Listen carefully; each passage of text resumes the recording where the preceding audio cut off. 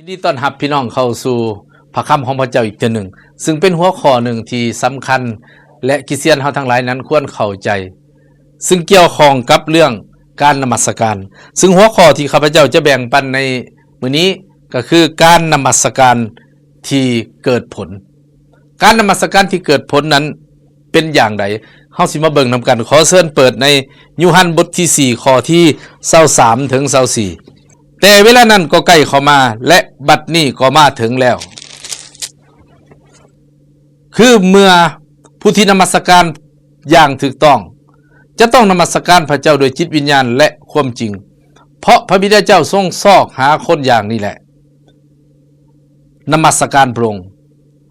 ทรงเป็นพระวิญญาณและผู้ที่นมัสการพระองค์นั้นจะต้องนมัสการด้วย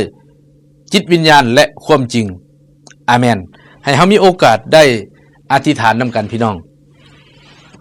พระเจ้าผู้ลูกขอยกย่องให้เกียรติพระองค์พระเยซูคริสต์เจ้าผู้ลูกสำนึกในพระคุณของพระองค์ขอพระวิญญาณบริสุทธิ์เจ้าได้ทรงนำถอยคำของพระเจ้าที่พวกเราจะเข้าใจและรับพระพรร่วมกันในพระนามพระเยซูคริสต์เจ้า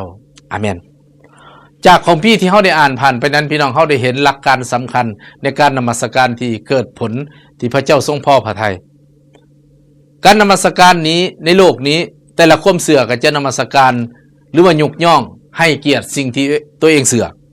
แต่สำหรับชาวคริสเตียนพวกเขาหรือผู้ที่เสื่อในองค์พระเยซูคริสต์เจ้านั้นจำเป็นอย่างยิ่งจะต้องนมัสการพระเจ้าพระผู้สร้างพระผู้ไถ่และพระองค์ผู้ทรงเป็นผู้อวยพรสารพัดสิ่งทั้งปวงแต่ถึงอย่างใดก็ตามพี่น้องหลายต่อหลายครั้งเขาฮู้อยู่แต่ว่าเมื่อเขาจะเข้าเฝ้านมัสการพระเจ้านั้นบางทีเขาอาจจะบ่ได้นมัสการที่ถูกต้องตามพระทัยของพระองค์ด้วยเหตุนั้นเขาจึงมาศึกษาพระคัมภีร์ตอนนี้พี่น้องพระคำของพระเจ้าว่าผู้ที่นมัสการที่เกิดผลที่พระเจ้าทรงพอพระทัยนั้นอันที่หนึ่งนั้นจะต้องนมัสการด้วยจิตวิญญาณและความจริงจิตวิญญาณหมายความว่ามนุษย์เฮานี้ประกอบด้วย3ภาคส่วนห่างกายแนวคิดจิตใจจิตวิญญาณลังเทื่อนี่เฮาไปในพี่น้องเปลือกนอกของเฮาลังเทื่อห่างกายท่าที่ของเฮาเวลานมัสการพระเจ้านี่เต้นทั้งห้องทั้งไห้ทั้งหัวอะเลลูยาอะเลลูยาหรือบางเทื่อจิตใจของเฮาก็คือว่าลื่นเริงซื่นสมยินดีแต่บางเทื่อส่วนลึกใต้จิตสำนึกของเฮาจิตวิญญาณที่แท้จริงของเฮาลังเทื่อยังเลื่อนลอยไปนำแนวอื่นหรือให้ไปกว่านั้นบางเทื่อนมัสการแต่ยังพี่น้องแต่ห่างกายเต้นโลดสรรเสริญพระเจ้าแต่ว่าจิตใจยังคิดถึงแนวอื่นอยู่นมัสการพระเจ้าอยู่ดีๆยังคิดถึงไห้ถึงสวนคิดถึงบริษัทคิดถึงแนวอื่นแต่พระเจ้าอยากให้เราทั้ง3ภาคส่วนทั้งจิตวิญญาณจิตใจและห่างกายจดจ่ออยู่ที่พระพักของพระองค์อยู่ที่นำพระทัยของพระองค์ฉะนั้นจริงเฮียข้องว่าผู้ที่นมัสการพระเจ้าที่ถูกต้องนั้นสถานที่สำคัญบ่มันก็สำคัญเรื่องคริสตจักรตัวอาคารโบสถ์วิหารสถานที่อื่นที่เขาใส่นมัสการถ้ามันสวยงามสะอาดสะอ้างน่าอยู่ก็เป็นเรื่องสำคัญแต่สำคัญไปหลายกว่านั้นคือว่าเรื่องเฮานมัสการนั้นด้วยจิตวิญญาณและความจริงหรือบ่ในขณะยกย่องด้วยเสียงเพลงด้วยดนตรีด้วยการอธิษฐานด้วยพระคำของพระเจ้าหรือด้วยการถวายสัตย์เพราะว่าการนมัสการนั้นพี่น้องเป็นการยกย่องให้เกียรติสิ่งใดสิ่งหนึ่งในภาษาเดิมหรือสิ่งที่เฮาเชื่อศรัทธาฉะนั้นเมื่อเฮานมัสการพระเจ้านั้นเมื่อเฮาเข้ามาซ่องพระพักของพระเจ้าพี่น้องให้ทุกภาคส่วนในห่างกายของเฮาจดจ่ออยู่ที่พระเจ้าจดจ่ออยู่ที่พระคำของพระเจ้าจดจ่ออยู่ที่การนำของพระวิญญาณบริสุทธิ์เจ้าให้จิตใจของเฮาห่างกายของเฮาทุกอวัยวะในห่างกายของเฮานั้นถวายเกียรติแก่พระองค์เฮาบ่สามารถแยกได้พี่น้องบางคนว่าเฮานี่เฮ็ดแนวนี้ซื่อๆดอกแต่ว่าใจเฮาก็ฮักพระเจ้าใจเฮานมัสการพระเจ้าบางคนก็ว่าเฮานี่เอาแต่ใจกับกายมานมัสการแต่ว่าจิตวิญญาณเฮานี่มันยังบ่พร้อมพระเจ้าอยากให้พร้อมทุกอย่างพี่น้องเมื่อเฮาเข้านมัสการฉะนั้นขอการเต็มล้นด้วยพระวิญญาณขอความจริงแห่งพระวิญญาณของพระเจ้านั้นนำเฮาทั้งหลายในขณะที่นมัสการพระเจ้าบ่จะเป็นด้วยเสียงเพลงด้วยดนตรีด้วยการอธิษฐานด้วยเสียงเพลงต่างๆพี่น้องให้เฮานั้นอยู่ในความจริงพระคัมภีร์ของพระเจ้าบอกว่าอย่าเข้าใจผิดจะคิดหลอกลวงพระเจ้าบ่ได้บ่ว่าเรื่องใดก็แล้วแต่แม้แต่เรื่องการนมัสการพี่น้องถ้าหักจิตใจของเฮาอวัยวะของทุกส่วนบ่ได้จดจ่อบ่ได้ถวายเกียรติแก่พระเจ้าพระเจ้าก็ทรงทราบดีฉะนั้นเหตุการณ์นมัสการของเฮานั้นบ่ได้ทะลุทะลวงบ่ได้เข้าถึงพระทัยของพระองค์ฉะนั้นพระเจ้าต้องการให้เฮาเข้าไปถึงพระทัยของพระองค์หรือหัวใจของพระองค์อยู่ในเพลงสรรเสริญพี่น้องบทที่150อยู่ในข้อที่1หาข้อที่3 ในภาพการนมัสการนี่สิมีเสียงดนตรีเสียงเพลงเสียงลำบางคนพี่น้องคริสเตียนเฮาบางบอนก็ว่าการนมัสการพระเจ้าต้องเป็นเพลงปึ้มขาวเท่านั้นเพลงชีวิตคริสเตียนเท่านั้นเพลงสั่นเพลงอื่นอาจสิบ่เหมาะสมหรือหลายไปกว่านั้นบางคนว่าย่านบาปแต่จริงบ่บาปพี่น้องดนตรีเสียงกลองเสียงเพลงเสียงลำทุกอย่างให้ห้องออกมาถวายเกียรติแก่พระเจ้าและในโอกาสใดเพราะฉะนั้นพี่น้องในเพลงสรรเสริญบทที่147ข้อที่1ที่2ก็บอกว่าจงยุกย่องห้องเพลงถวายเกียรติแก่พระเจ้าเพราะฉะนั้นสิเป็นเพลงซ่าเพลงไวเพลงสั่นเพลงยาวเพลงปึ้มขาวเพลงปึ้มสั่นเพลงแนวใดก็แล้วแต่ให้ยังพี่น้องเว้าถึงความยิ่งใหญ่ของพระเจ้าเว้าถึงการไถ่ของพระเยซูคริสต์เจ้าเว้าถึงคุณความดีพระเมตตาของพระองค์อันนี้เป็นสิ่งสำคัญพี่น้องพระพี่บอกว่าให้เต้นโลดสรรเสริญนมัสการพระเจ้าแต่พื้นฐานคำว่านมัสการในภาษาเดิมก็คือก้มขาบลงและยกย่องให้เกียรติพระเจ้าฉะนั้นพี่น้องที่รักพระเยซูคริสต์เจ้าเป็นพระเจ้าผู้ยิ่งใหญ่สมควรแล้วที่ทั้งหลายจะนมัสการพระองค์ด้วยจิตวิญญาณและความจริงดนตรียังแน่ดินได้พี่น้องบ่จะเป็นเปียโนบ่จะเป็นแคนเป็นเสียงปีเสียงคุยเสียงยังเฮาเสพเว้าถึงความยิ่งใหญ่ของพระองค์ถึงพระคุณของพระองค์อันนี้เป็นสิ่งที่ถูกต้องพี่น้องบ่ผิดเนาะเพราะฉะนั้นพี่น้องเฮาสิมาเบิ่งนำกันประการที่2พี่น้องการนมัสการที่เกิดผลที่พระองค์ทรงพอพระทัยอันที่ประการที่2พี่น้องเฮาจะต้องนมัสการพระเจ้าอยู่เสมอพี่น้องหลายเถื่อบางคนว่านมัสการนี่ขอแต่วันคริสต์มาสกับวันอีสเตอร์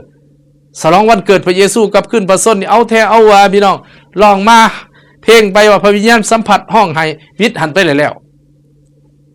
บ่พี่น้องสม่ำเสมอนี่อันที่1พี่น้องเฮาจะต้องนมัสการที่ทางคริสตจักรจัดขึ้นทุกๆวันอาทิตย์วันอาทิตย์หรือวันอื่นๆจัดขึ้น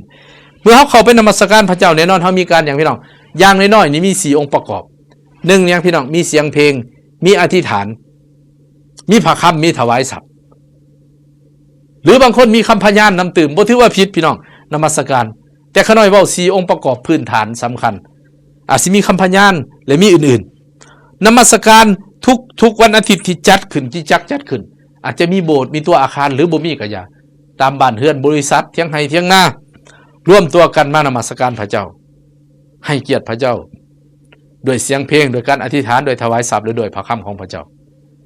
ตัวใดสั่นตัวใหญ่ย่างสั่นแล้วแต่พี่น้องไปตกลงกันว่าเหมาะสมสำใดและนมัสการในโอกาสต่างๆพี่น้องโอกาสต่างๆเช่นยังพี่น้องงานขอบพระคุณพระเจ้างานหน่วยสามัคคีธรรมงานหน่วยพระพรงานหน่วยสร้างสาวกงานขอบพระคุณขึ้นบ้านใหม่เกิดลูกใหม่หรือมีความสำเร็จในหน้าที่เวียกงานหรือพระเจ้าอวยพรแม้กระทั่งพี่น้องคนทั่วไปว่าเป็นการสูญเสียคนหักยังจากไปครอบครัวแต่เฮายังมีการนมัสการพี่น้องสิเห็นเนาะชาวคริสเตียนเฮาจึงมีเสียงเพลงมีดนตรีตลอดเวลาขอบคุณพระเจ้าพี่น้องนมัสการในโอกาสต่างๆก็ถือว่าสำคัญบางเถื่อคริสเตียนเฮาก็การทานทั้งหลายให้ความสำคัญในการนมัสการในวันอาทิตย์ก็ดีอยู่แล้วแต่หลายกว่าการนมัสการในโอกาสต่างๆก็เฮามีโอกาสได้ร่วมเพื่อเสริมสร้างพระกายของพระคริสต์เช่นเดียวกันและเสริมสร้างชีวิตของเฮาเช่นเดียวกันพี่น้องและนมัสการอยู่ไสอีกพี่น้องนมัสการส่วนตัวกับพระเจ้าเป็นการเฝ้าเดี่ยวกับพระเจ้าตื่นเช้ามาเฮาร้องเพลงถวายเกียรติแก่พระเจ้าพระเจ้ายิ่งใหญ่พระเจ้าเป็นพระผู้สร้างพระเจ้าเป็นพระผู้ไถ่และเพลงอื่นๆจงมีความเชื่อในพระเจ้าและเพลงอื่นๆที่พี่น้องประทับใจที่พี่น้องได้สัมผัสจริงๆเพลงพระเจ้าก็ได้สัมผัสเบิดแหละพี่น้องแต่พี่น้องจะมีเพลงที่พี่น้องมักพิเศษพี่น้องเข้าเฝ้าเดียวกับพระเจ้าร้องเพลงอธิษฐานอ่านพระคำของพระเจ้าเป็นการเสริมสร้างชีวิตของเฮากับพระเจ้าให้ชีวิตของเฮานั้นพี่น้องเติบโตเข้มแข็งและเกิดผลในทางของพระองค์ฉะนั้นอยู่ในพระคำของพระเจ้ากิจการบทที่16พี่น้องข้อที่25ข้อที่34การนมัสการนี้สามารถอย่างพี่น้องเฮ็ดให้พระองค์นี่กระทำการเดชพระยามบุตรสุดเจ้าอยู่เวลานั้นพี่น้อง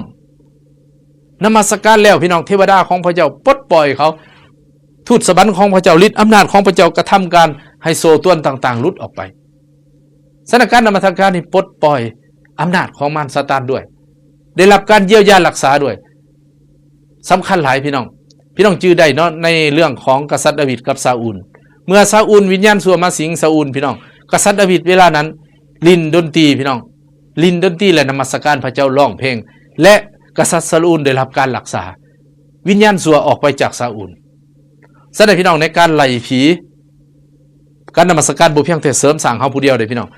ไปไล่ผีไปอธิษฐานเพื่อคนเจ็บไข้ได้ป่วยพี่น้องร้องเพลงมารซาตานมันจะย่านขณะเคยมีประสบการณ์พี่น้องร้องเพลงพระเยซูสนะเป็นไล่ผีเนาะร้องเพลงพระเยซูสนะพระเยซูสนะมันเอามืออัดหูไว้คนที่ถูกวิญญาณชั่วรบกวนและในที่สุดก็แกะมือเขาออกร้องไปร้องมาพี่น้องทองพระคำของพระเจ้าใส่ตื่มผีออกพี่น้องคนนั้นหายดีเนาะสร้างการนมัสการการเว้าถึงว่าพระเจ้ายิ่งใหญ่จงมีความเสื่อในพระองค์เถิดนี่มันเฮ็ดให้พี่น้องคนได้รับการรักษาและมันเพิ่มเติมความเสื่อของเขาด้วยฉะนั้นขอบคุณพระเจ้าพี่น้องการนมัสการจริงสำคัญหลายในชีวิตคริสเตียนและอยู่ในพระคำของพระเจ้าเฮบเรอบทที่10ข้อที่25บอกว่าอย่าปะกันประชุมกันเหมือนอย่างหลายคนเคยปะนั้นแต่จงนุนใจกันหลายกว่าเก่าอยากนุนใจพี่น้องที่หักทั้งหลายและข้าน้อยเองเช่นเดียวกันถึงว่าโลกปัจจุบันนี้สิมีความทันสมัยอินเทอร์เน็ตโลกโซเชียลมีเดียนมัสการทางออนไลน์เบิ่งทั้งโทรศัพท์ได้แต่พี่น้องอย่าได้ละเลยการให้ความสำคัญกับกิจจักรจะต้องคริสเตียนต้องได้ร่วมตัวกันพี่น้องเสริมสร้างซึ่งกันและกันนมัสการรวมกันให้พี่น้องถือสำคัญทั้งอย่างพี่น้องนมัสการใหญ่ในวันอาทิตย์นมัสการเดียวกันต่างๆและนมัสการส่วนตัวของพระเจ้าและชีวิตของเฮาจึงจะเกิดผลในการนมัสการถวายเกียรติแก่พระเจ้าและเฮาเองก็ได้รับพระพรเช่นเดียวกันให้เฮาอธิษฐานนำกันพี่น้องพระเจ้าพระบิดาผู้รู้มุทนาขอบคุณพระองค์สำหรับถ้อยคำของพระองค์ที่มาถึงสิ่งของข้าน้อยและพี่น้องทุกท่านขอพระยมสุดเจ้าสวยพระองค์ทั้งหลายจะเข้าใจจื้อจำนำใส่ถ้อยคำของพระองค์เสมอในการดำเนินชีวิตเพื่อชีวิตของพระองค์ทั้งหลายจะมั่นคงเข้มแข็งและเกิดผลถวายเกียรติแก่พระองค์ในพระนามพระเยซูคริสต์เจ้าอาเมนอาเมนขอพระเจ้าอวยพรพี่น้องทุกท่านพบกันใหม่พระเจ้าอวยพร